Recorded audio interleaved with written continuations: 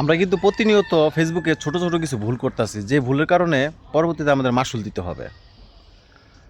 যেমন ফেসবুকে আপনি কারো ভিডিও দেখে কমেন্ট করা, আর আপনি না দেখে কমেন্ট করলে আপনার ক্ষতি। এটা আপনার ভিডিওটা পাবলিশ কম করবে।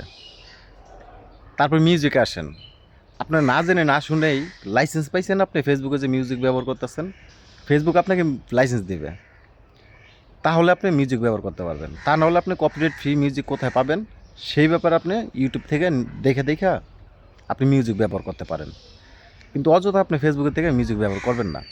যদি করেন তাহলে আপনি মনিটাইজেশন ইস্যু খাবেন 100%। কপিরাইট ফ্রি মিউজিক ব্যবহার করেন, তা না হলে কপিরাইট আপনি ধরবে ফেসবুক।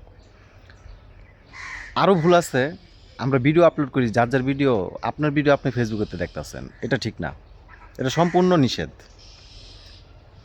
আপনার ফটো আপনি আপলোড করতেছেন, আপনার ফটো আপনিই দেখতেছেন ফেসবুকে, আপনার কিন্তু রিচ এঙ্গেজমেন্ট ডাউন হওয়ার মূল কারণ কিন্তু এখানে একটা আছে। তারপরে ফেসবুক কিন্তু আপনার মনিটাইজেশন ইস্যু ধরবেই 100%। আপনি অন্যের ভিডিও আপনি আপলোড করতেছেন, আপনার সমস্যা হবে। তাই এইসব ছোটো ছোটো ভুলগুলো সমাধান করতে হলে একটু বুঝতে হবে, জানতে হবে। তাই জেনে শুনে আপনারা ফেসবুক ব্যবহার করুন এবং কি ভিডিও আপলোড করুন, ফটো আপলোড করুন। ধন্যবাদ।